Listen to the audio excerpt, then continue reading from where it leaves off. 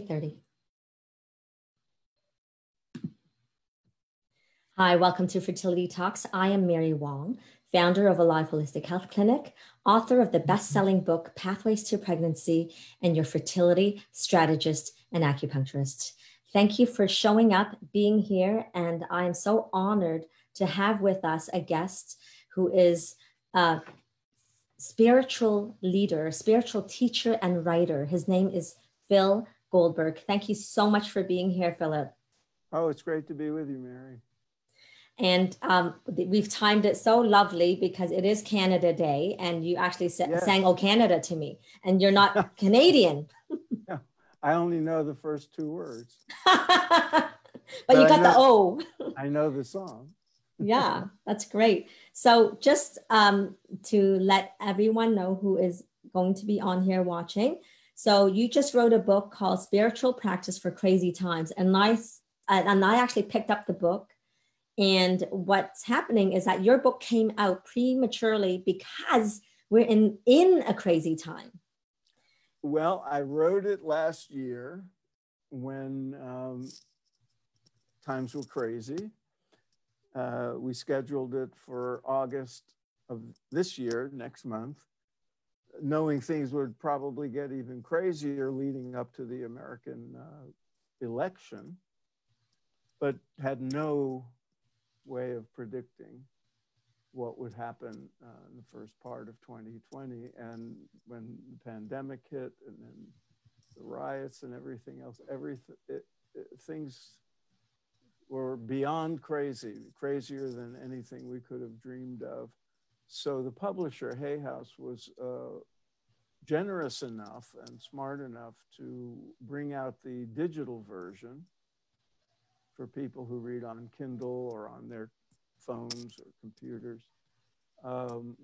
for only $1.99, so that people can benefit from what's in the book prior to actual publication, which is August 4th. Yeah, and so I reached out to you because I thought, oh my gosh, we need this right now. And for our audience here, trying to conceive in the midst of COVID, well, I call it doubly crazy times, right? Because it's already crazy enough when you're trying to navigate fertility and you feel alone, and then you're physically isolated, feeling even more alone, and not having scared. And scared, scared not being able to conceive, or scared conceiving in this kind of pandemic. And wondering what if you're pregnant, what would happen if you need medical attention, and I'm sure it must be doubly anxiety producing. Totally, and it certainly is, and I've witnessed it already, right? And just like people that are navigating the fertility clinic, well, no one but yourself. So if you have a partner, you can't even go with your partner, even for the surgical procedures, right? So it's pretty grueling. And then just and then let's step back a moment, because in this 3 months time frame so far, everything actually closed down. So here you're trying to conceive, and the doctor you have already consulted says, oh gosh, the only way you're going to conceive is through my help at the fertility clinic. And then the perception is the clock is ticking and I'm losing time, and we're in the midst of a pandemic, right? So yes, well, obviously I'm a man. I can't fully empathize with a woman going through this. Plus, I've never had children. But my wife is one of your colleagues in the field. She's also an acupuncturist who specializes in fertility. And so through her, I come to understand a little more about what people, women in that situation must be going through. Yeah, and it's heart-wrenching, really. But the point is, I wanted to bring you in here because the spiritual practice here that we speak generally is completely relevant, and if not, it's necessary, right? And I loved it. So you just mentioned that it came out in Kindle form. I actually picked it up earlier and I started to read it, and gosh, like, it's a page turner. I don't want to turn it you know, I don't want to stop reading it, right? But I'm there's so delighted to much. hear it. Yeah, well, there's just so much juiciness into it, and it's relevant for every person on this planet. So I do wish that everybody will read it. And so let's just, you know, we call it spiritual practice for crazy times. So I guess to back it up a bit, what the heck is a spiritual practice? Well, that's, you know, it's actually a good question, because my assumption when I wrote it is people who value their spiritual lives will have some kind of practice, or at least value having a practice. But what's important to understand, because I'm sure, you know, there's plenty of people watching us now who don't necessarily identify with the word spirituality, or might think of it as something esoteric. But to me, spiritual practices at their best are among the most practical things we can do for our lives, whether it's crazy times or any time. So when I talk about spiritual practices, I talk mainly about the mental, physical, emotional, relational, and spiritual exercises, practices, disciplines, techniques, methods, whatever you want to call them, that are so universal and applicable and practical that they are useful for anybody, whether they are in the spiritual but not religious category, whether they have a commitment to a religious path and relate to a life of the spirit in a traditional way, or whether they're yoga practitioners or mindfulness practitioners, or people who come to practices like meditation for secular purposes, for self-improvement, for better health, mental health, physical health. These practices have applicability. So calling them spiritual, in a sense, makes it sound like it's limited to people who, are spiritual. But they're religious. Or religious. Yeah. But there's nowadays we have a quite valid separation in the language between the religious and the spiritual. There's overlap, of course. Sure. Many religious people are deeply spiritual, but there's many people who consider themselves spiritual but don't identify with a religion or think of themselves as religious. And those people come to spiritual practices and may not even think of them as spiritual. They may just be, something they think of as a mind-body practice, something that's useful to them because of the effect it has on the brain or the body. And those, so whatever the framing is for a person, the practices I use in the book can be applied by anybody. If you're, a committed Christian or Hindu or Jew or whatever, yeah, then you will frame these practices maybe in that light. If you're a secular person who just goes by the evidence and these things can be helpful to me in my life and my condition, then that's also fine. And I think that's a big trend in modern life right now, the secularization of practices that we used to think of in a spiritual context. Right. So I don't claim myself to be following any specific religion, yet I do see myself as being spiritual. Right. And you are very, there's a lot of you now. And there's a lot of you. And I'm in the same category, basically. I tend in certain directions, as most of us do, but yeah. And so the point being that I use the term spiritual because the origin of most of these practices are spiritual, and because their intent is to connect you with the aspect of life that's usually been called spiritual, the place within us that is always at peace and that we can access. And because some aspect of it, of adapting to crazy times, has to do with connecting to something bigger than ourselves. And that's usually called spiritual. Right. And, you know, some people will say, oh, gee, connecting to the God within you, right? So the spirit, the energy, Chinese medicine, we call it qi. Right. In Cantonese, we call hei, and you translate that as energy and also air, oxygenation. So all of that. Right. And so basically, Phil is talking about how this is all relevant for all walks of life, man, woman, child. And yes. And you know, look, a lot of what I write about in the book, and I mentioned this in the preface, these are useful practices for everyday life, even in the best of times. They're not just like emergent. Some of them are sort of crisis intervention practices, or, you know, when things get really crazy. But yes, they're ongoing maintenance.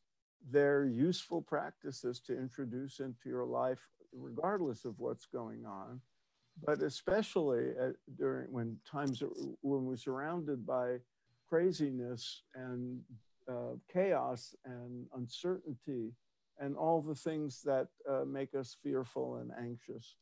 They're especially useful. And so, yeah. So what I was going to say is everything that you're mentioning here is a life of a person trying to conceive. I'm right? sure. So the unknowns, the fears, the worries, the aloneness, and, you know, there's so many triggers. And typically, you know, women that come in, or when men and women, they're at it in a very practical way in terms of, I got to do this, I got to do that, and got to do this, and they got to do that.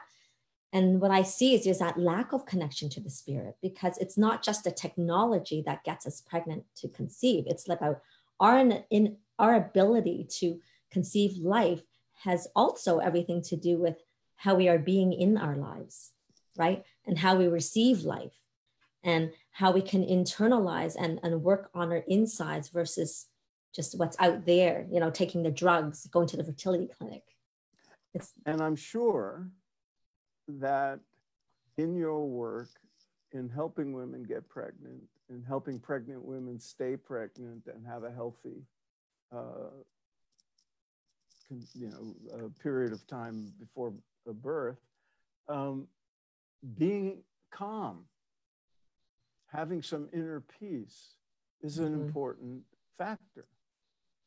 And that's, you know, one of the most important aspects of the kind of practices that I have in the book. I mean, if I had to, and I've been asked this by, you know, the people about to publicize the book, if there's a one sentence takeaway, you know, the most important message, it's that we all have within us a sanctuary. An inner sanctuary of peace and a fortress of strength that's our birthright, that is inherent in our nature, that is the essence, the core of what we are. Our attention is usually outside of ourselves, you know, through the senses, or we identify with our thoughts and our feelings. But beneath all that, deep within us, is a core that's at peace and silent and still and content. And we all access that sometimes. We don't realize it, but when we're feeling joyful, when we're feeling content, even if it's fleeting, that's when we're in touch with that aspect of our core identity. So pretty much everything in my book is designed to give people easy, regular access to that core of inner peace, that sanctuary inside, and to cultivate the emergence of that into everyday life. So we bring a little contentment and calm into our activities after we do these practices. And when we need them most, we can access it. So where can we find this peace then? Let's be very specific. We want the tool, give us a little, without going through the whole book, but we want some takeaways specifically. What can the person do right now? Well, before we get into what can you do right now in this moment. Okay. One of the most important messages in the book is, you have this inner sanctuary. It's not something you have to find or locate, like, finding a retreat center or something.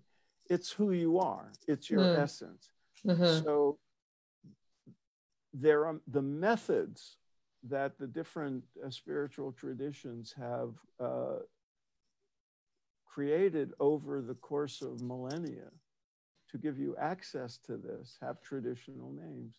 And to me, the most important thing is to think of it not just as like a medicine you take when you have a headache, and you go to the medicine chest and you take Advil or something, but to think of it as something you build into your life on a regular basis. So the notion of developing a regular daily spiritual routine is central to the message in my book. So I have been, just to self-reference, I've been practicing a form of meditation for more than 50 years now, to not give away my age, but and I do this every day. I think of it not as a luxury, not as a remedy that you take when you need it, but as something that is more like showering or brushing my teeth or oh my gosh, I love that. That's exactly how I see it, right? It's part of your life. It's your life. It's ongoing maintenance. Yes. It's like, changing the oil in your car or whatever. It's ongoing maintenance. So you cultivate the inner peace and it becomes more accessible to you all the time. And when you do it on a regular basis, the value of eliminating the buildup of stress and strain and anxiety and worry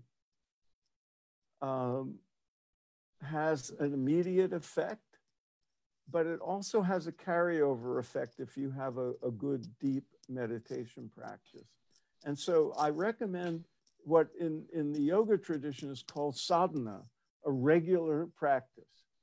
And there's many options, of course, for what to include in a regular practice. But to me, the centerpiece is some form of deep meditation, or what some people might call mindfulness, but some way of going within, calming the mind, relaxing the body, and sustaining that for a period of time, for 15, 20 minutes, getting rid of the buildup of stress, and bringing into your life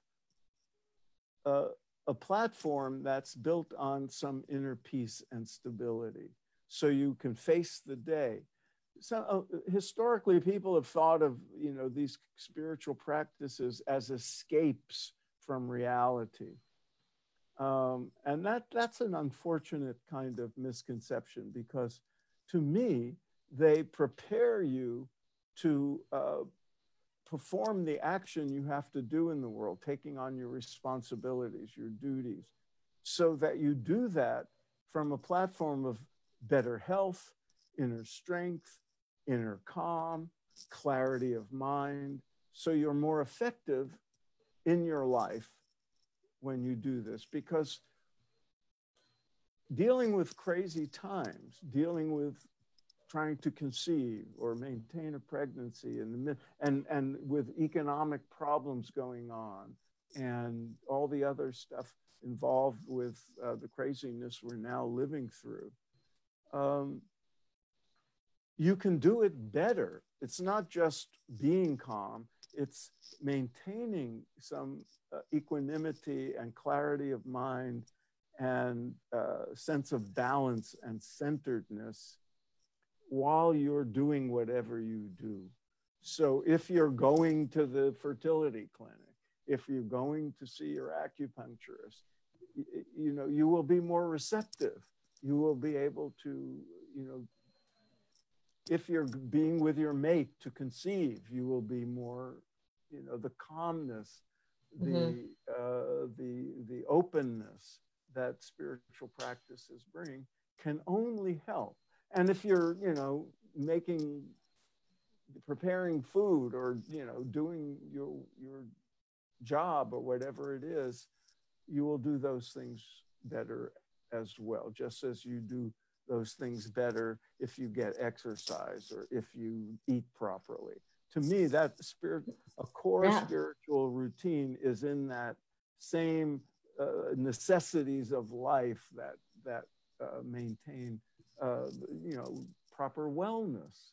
Yes, and I so see that, because so when you're more centered, more calm, and having inner peace, that for one will have you have more clarity and making better decisions for yourself. Quite right. And perhaps advocating for yourself better as well.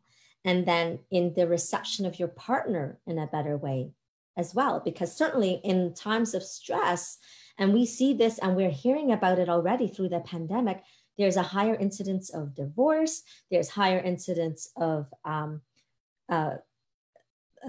violence, right? All of that kind of thing.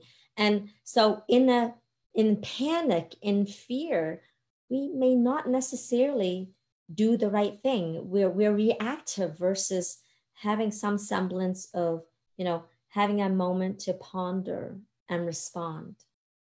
You know, I have a podcast. It's called Spirit Matters, and we interview spiritual teachers and leaders and authors and scholars and people like that.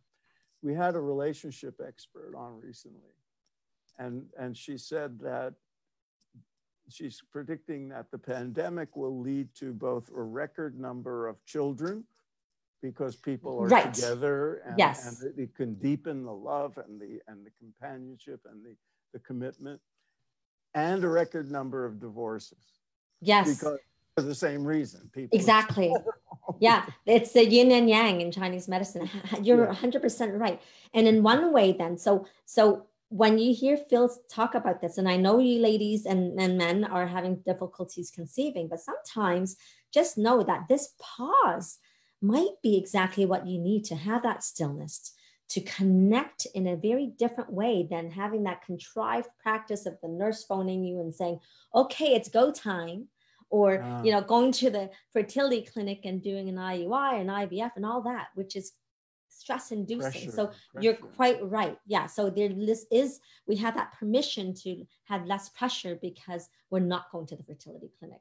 So I think that is part of it too. Well, look, you know, a part of this is, you know, we've known for at least 50, 60 years now, the effects of stress on health, on you know, exacerbating chronic illness, incidents of anxiety and depression, drug abuse, high blood pressure, diabetes, everything. And probably fertility issues. You know, stress ravages the body and the nervous system.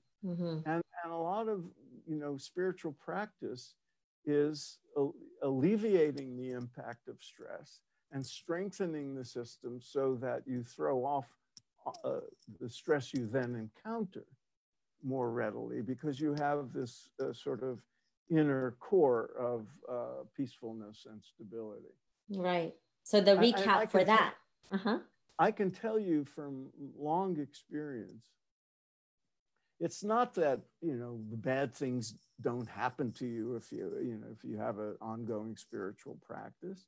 And it's not that you'll never lose your temper again or get worried again or fear, but you do, those negative things happen less often. Right. And you recover more quickly when they do come. And that's a key factor. I notice it in my own life. After a few years of meditating and being a yogi and going off on retreats, I thought, oh, you know, life should be blissful all the time. And then stuff would happen. And I'd say, oh man, I guess it's not that easy. But I did notice that I recovered more quickly. Yes. And, you know, I regained my equilibrium much more quickly. And that's, I'm sure, would be a very useful thing to be able to do for someone under the stress of the pandemic and trying to conceive. Yes. Yeah, I mean, you know, what you're stating clearly is that suffering is part of the human condition. And how do we thrive within that? And how do we seek inner peace within that so that we are more resilient and recover more quickly? Resilience is a good word. Yeah. Yeah. And it's not, you know, again, it's not, these practices are not meant to give you an escape. They're just sort of temporary retreats. It's like, you know, I'm going to pause for now. I'm going to do these practices. I'm going to regain my center. But then you come back into the world and you can do, you know, you're engaged in life. It's not like no one's advocating that you go off and live in a cave. No, right. And it's unrealistic. And in fact, no one can really afford that anymore.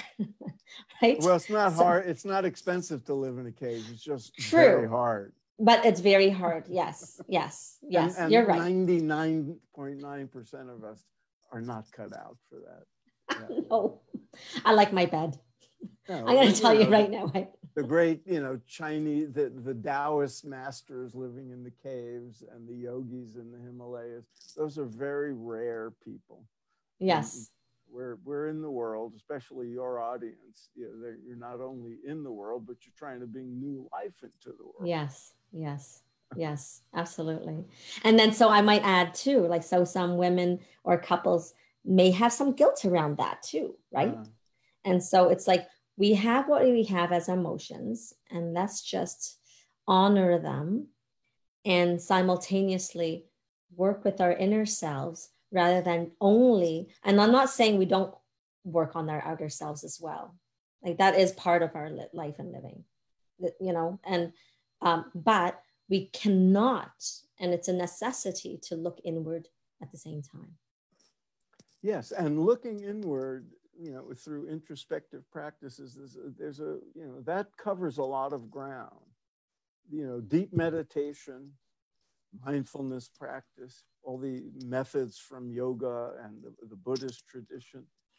These are, you know, certain forms of introspection, but there's also introspection in the sense of coming to know your personality, your strengths, your weaknesses, your vulnerabilities. And that's also part of the process, because then you make better choices, you improve your behaviors, you come to frame things a little differently. If you have, for example, a tendency to worry or become fearful, some of that has to do with how you frame things.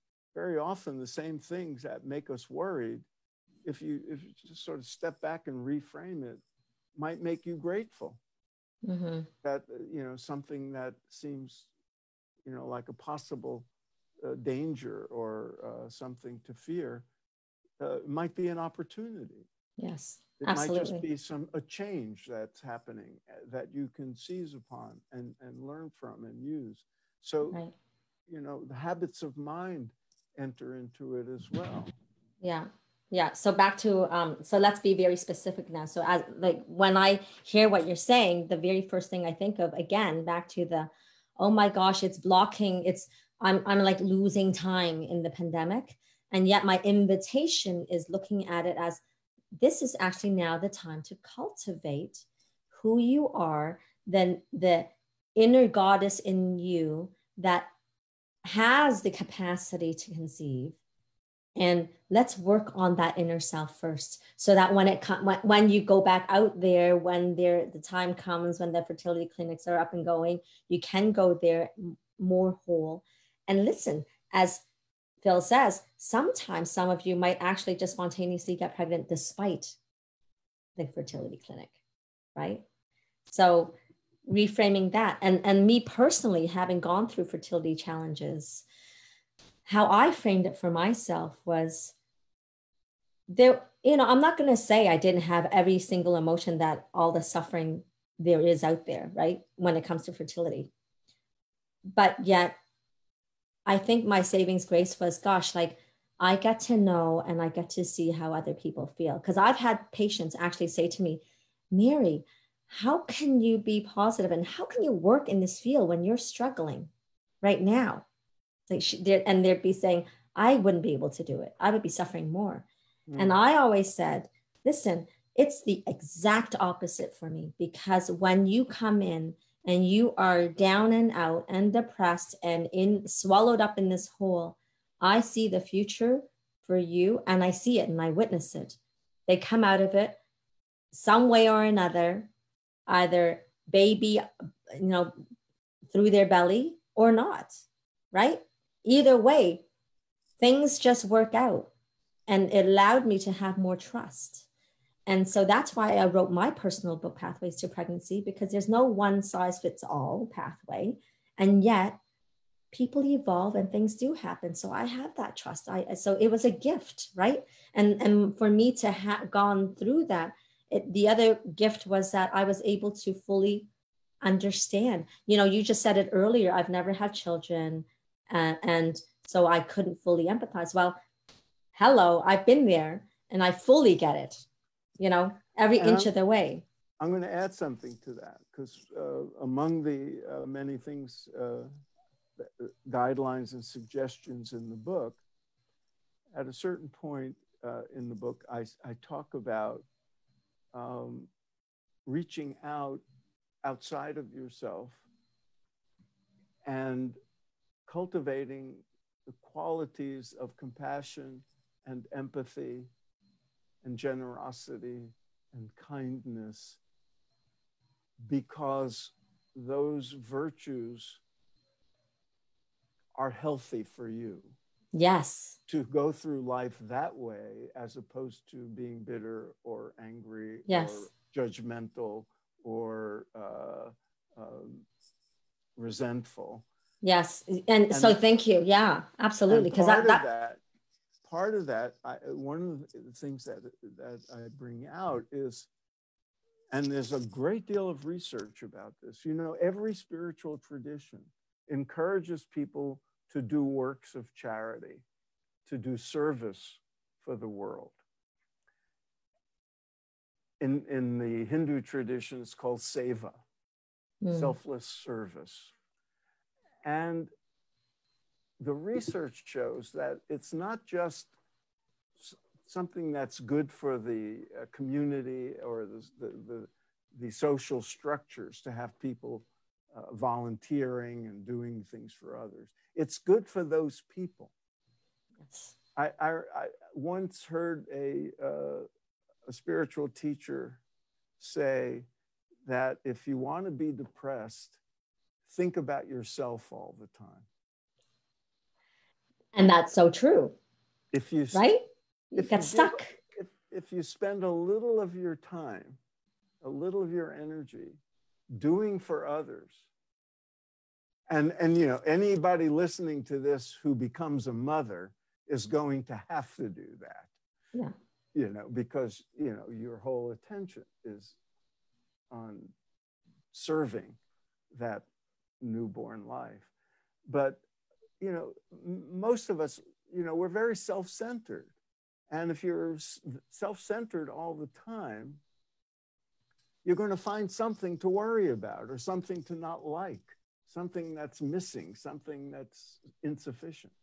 Mm-hmm. But if those times when you reach out to help your neighbor or, you know, volunteer to people who are in need, or, you know, engage in, you know, a protest march or, you know, a political campaign, whatever it is that serves you as, you know, something that's more, that's important in the realm beyond yourself. Yes. There's a certain happiness and satisfaction that comes from that. And so that, and I think that's part of what you were describing about yourself. You know, you had something you were going through, and that made you better in serving your patients. Yes. And serving 100%. your patients probably helped you. 100%. It was a gift. It was a mutually beneficial relationship for sure. Right. And so I love it that you bring this up, because I often encourage this and say, you know, how can you, it's not like, oh, gee, I want you to volunteer and give back. It's like, what is going to provide you a little bit more light in your life when you can help someone else? Like, you know, what do you not like going through this journey, and how can you help others as they go through, you know? And the pandemic, in a strange way, makes it more difficult to do that, because it's harder to help other people when you have to isolate. But Yes. on the other hand, it can make it easier, because there's a lot of people suffering. And those of us who are able to survive this period and treat it as an opportunity for self-growth and self-improvement, and as you said, to, you know, take time for yourself and, you know, treat it like a retreat or an extended Sabbath. We're very fortunate. There's people on the front lines, people suffering, people in the hospitals. Mm-hmm. And there's ways we can help people just by Zoom or Yes. by phone. I've had some very satisfying Zoom conference calls with my family. You know, it's like, oh, why don't all the cousins get on a Zoom call? We never do that. Exactly. Yeah. We're spread out all over the place. And you know, these are wonderful things. With the first couple of weeks of the pandemic, when we were first sheltering in place here in LA, where I live, I get a call from a neighbor saying, you know, they're ordering food. Do we want for delivery? Do we need anything? And I thought, this person recognizes that I'm older, so they reached out to see if we needed help. You know, as it happens, you know, we like doing our own shopping and we're fine. But I thought that was very interesting. People step up. Yes. In the time of crisis. And I would encourage people to find ways to do that, because it is very satisfying and very calming. It's a way of it. It reduces a lot of your own anxiety when you can reach out and help somebody who's maybe in greater need than you are. Right. Yes. And then to actually see that in this kind of a framework, right? Because as you mentioned, we can get very caught up in our own lives, and we can have, you know, self-pity and coming at it from a victim angle. And hopefully being in this pandemic will give us an opportunity to look outside of that there is other suffering in the world. And with all the suffering in the world, it also gives us perspective, because it's like, a lot of, one of the great spiritual practices is to cultivate gratitude. Yes. And, there's exercises in my book for doing that. But the habit of, thinking of what you're grateful for, and because our instinct is to find problems, because it's a survival mechanism. What's wrong? I gotta, what's missing? Yes. What's not right? But every once in a while, if we can on a regular basis say, what's right? What's good? Why I'm so lucky. That's right. Compared to, some of the people I see on television who are so suffering and miserable. And I'm so grateful for that. And I'm grateful for the, look at what happens. I don't know if they're still doing it, but in New York at 7 o'clock every night during the height of the crisis, people would come out on their windows and applaud the healthcare workers and thank them. That made those people feel so good to be able to just experience that moment of being grateful that other people were willing to put themselves on the line to help out. So the gratitude and then the acknowledgement. Yeah. Yes. And so those are little practices in the context of everyday life to go along with, sort of core practices like meditation, or if people are inclined toward prayer, or if people, want to do physical yoga practices or Tai Chi or Qigong practices to cultivate a mind-body balance and inner calm. There's so many things we can do, and breathing practices. Yes. What we can do. Well, one of the most important things, I say in the book that inner peace is only a breath away, because it sounds like a cliche, but when somebody sees you and you're upset and you're anxious, somebody they'll say, oh, just stop, take a deep breath. It sounds like a cliche, but it really is important. 100%. Deep breathing is instantaneously calming. And, one deep breath can help, but a series of them done in specific ways with a certain number of, beats of an inhale and holding the breath and exhaling. And here's a little tip that I discovered in doing research for the book. When you do deep breathing, if you breathe what's called abdominal breathing, not just through the chest, but by expanding the abdomen out as you take in breath, you get more oxygen in the fullness of your lungs. And then holding it. And then on the exhale, and this is, there's a lot of research on that. When you do the exhale for about 50% longer than the inhale. So if the inhale is 1, 2, 3, 4, and then you hold it for a count of 4, and then you exhale and draw in your abdomen and exhale completely to a count of 6 or even 8, you're expelling a lot of the carbon dioxide that otherwise build up. And it has an effect. I don't want to get into all the details, but we have a sympathetic nervous system, the parasympathetic nervous system.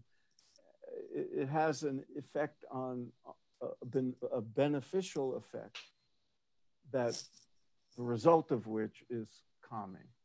Yes. So, and I'm going to add to that. Absolutely. It's calming, and it's increased oxygenation to where you need in every cell of your body, which includes the egg and the sperm, right? And which is crucial in terms of like looking at egg quality, sperm quality. That's the vital essence of life.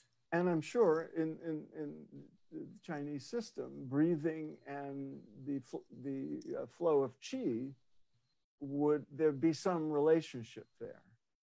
100%. And like what I said was, it's the word qi is synonymous to air. in science, And oxygen. in the yogic tradition, where a lot of, there's hundreds of breathing practices, that go under the term pranayama. And there, the equivalent term to chi is prana. Right. Yes. Sort of life yes. force. Yes. And, life force. So, there's a lot of connective tissue between the ancient Chinese and ancient Hindu and Indian traditions. But the breath is terribly important in both systems. And we're discovering that now in Western medicine, breathing practices for reducing anxiety and depression are quite common in psychology these days, as are meditation practices and mindfulness practices. So whether people think of these as spiritual or secular doesn't much matter. The repertoire is a good thing to cultivate. Yes. And I'll add, one of the I think important chapters in my book is helping people. I recommend, not only establishing a regular practice that's right for your timing, your lifestyle, your needs, but to also have a kind of inventory of practices that you can draw from when you need them.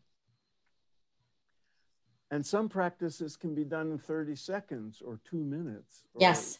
5 Thank minutes you. Or 10. So I recommend, having either lists or folders for different time frames, ranging from a couple of minutes to, an hour to a full day, when you could devote a full day to, certain, like I'm going to be silent. I'm going to take a sabbatical from the internet for a day. Yes. That can be a spiritual exercise in and of itself and has great value. Or I'm going to take a weekend. I'm going to go take a spa, or, I'm going to go on a long hike, or whatever it is. All the things that nurture and nourish you, whether you call them spiritual or not, if you have lists of them, then moments arise and you could say, oh, you know what, I need to do something. You could look at your list and say, I'm just going to take the phone off the hook. I'm going to disconnect. Taking the phone off the hook is like only old people know. In our old days. Yes, I get it. I'm going to put my phone on airplane mode.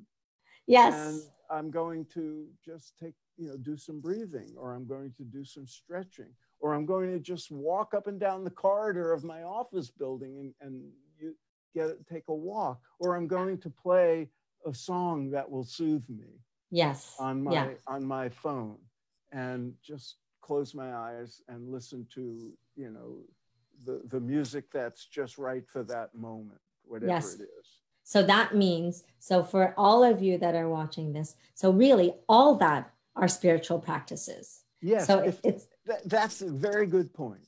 And because you can say, well, it's not a spiritual practice. I'm just, I'm listening to my favorite song or piece of music. Yes, but if that is sacred to you, I don't care if it's Canada Day, so I don't care if it's Joni Mitchell or Beyonce or whoever. It doesn't have to be a hymn or a chant from a spiritual tradition, but if this brings you to, if this elevates your spirit, and it's a hip hop song, or a show tune, then it's spiritual, because it's lifting your spirit, it's nurturing your soul. And the same is true for the example I often give of what makes something spiritual. It's not that it comes from a religious tradition or it's has a label on it. It's what you make of it. Yes. So Lori and I live, it's a short drive to the beach here in LA. there's days I can walk on the beach and it's ecstatic. It's beautiful. I feel grateful for having this access. I feel so privileged because, you know, people can spend a lifetime saving money so they can go to California and see the Pacific Ocean for a day. And I can do it anytime. But there's other days when I might as well be in a gym somewhere on a treadmill because I'm not appreciating it. So in those times, it's not a spiritual practice to me.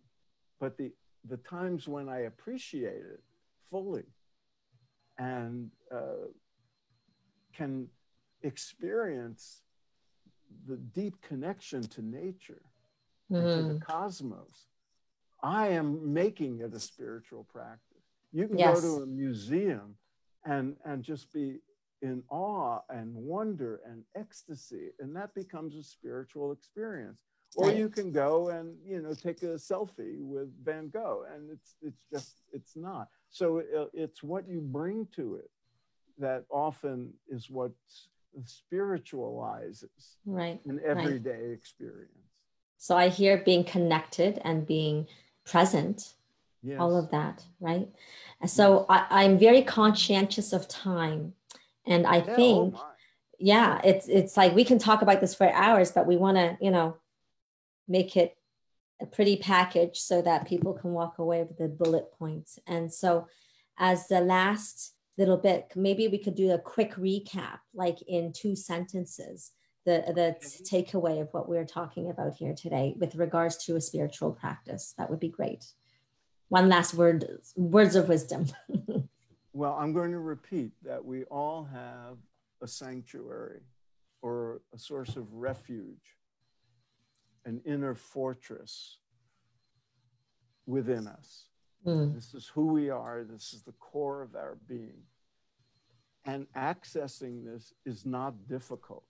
It's natural, it's simple, but we need the methods and we need to change the habit of always looking outward. But learning methods of going within and accessing our inner peace is the beginning point of transformation, inner transformation, so that we can withstand, you know, what Shakespeare called the slings and arrows of life, and be more resilient, have more equanimity when times are difficult, and rebound when we face a crisis, and handle things with more clarity. You know, the subtitle of Spiritual Practice for Crazy Times is powerful tools to cultivate calm, clarity, and courage. Yes.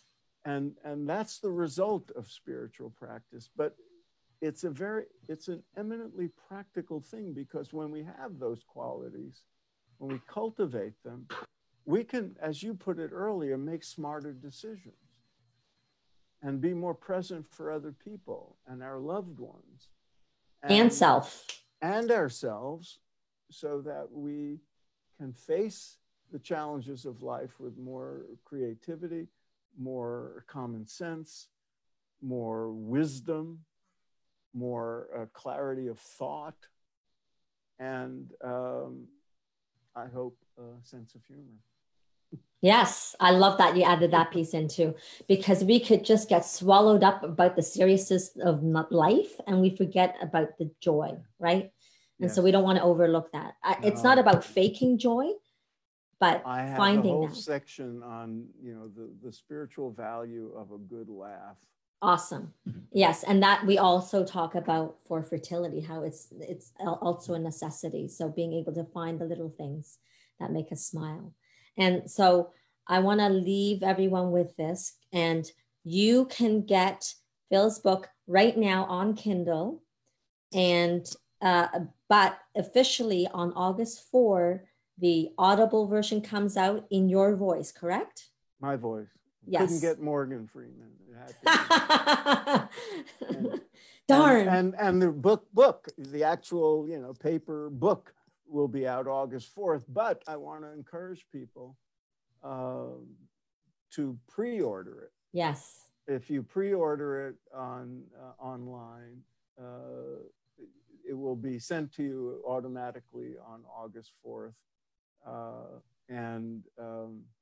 It's just advantageous to me if people pre-order it.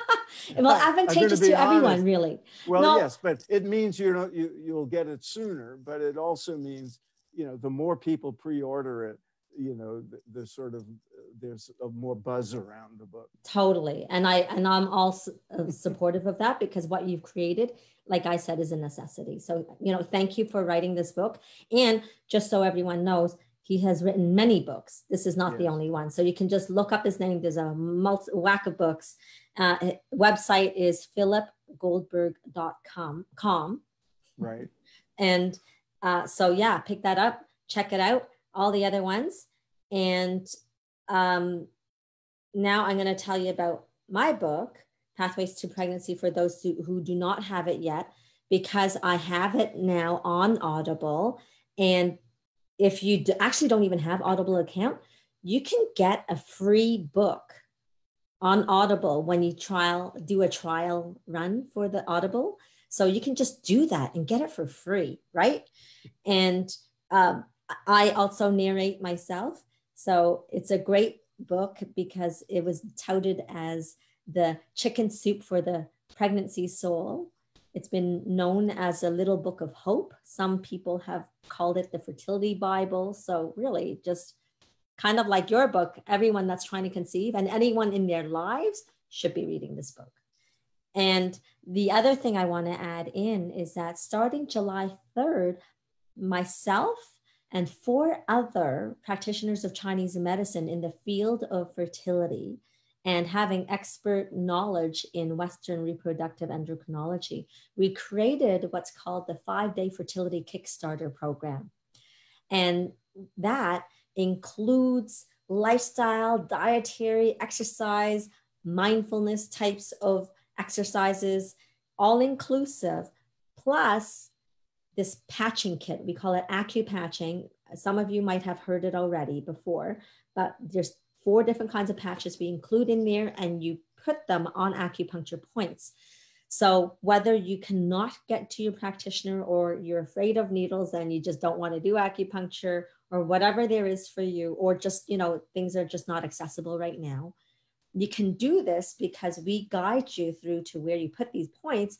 And the acupatches actually work on phototherapy. It's photobiomodulation, where when you put it by the body, when you patch it onto the body, the patch itself reflects back the electromagnetic waves that are naturally coming from your body, and it reflects it back at a very specific wavelength of light, which causes biochemical changes, which can help hormonal balance, calm the sympathetic nervous system, so helping you respond to stress in a better way, and enhance sleep, increase energy, all those things that are pertinent in your whole life, in your natural well-being, as well as your fertility, right? So if you get it before July 3rd, it's 199 Canadian. And after that, it's 249. So that's just around the corner. So really go check that out.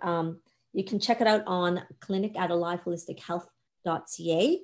You can find the page on that. But if you're on Instagram, if you just hook onto my page, the link is right on that as well. So I don't want to keep you guys, but point is, there's a lot of awesome resources between Phil, myself, and the Kickstarter. Do it and make it light.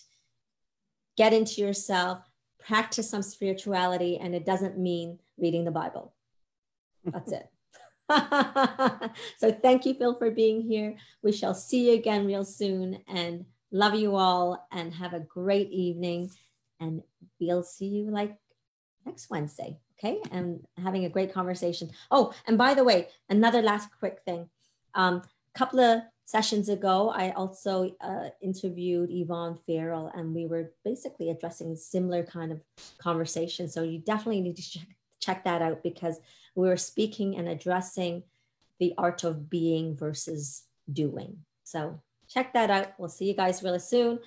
Subscribe to my YouTube channel, which is Meet Mary Wong. And of course, you can just scroll below, see all the other ones, like it, share it. Thank you. Thanks, Thank Mary. you, Phil. Thank you so much. Bye.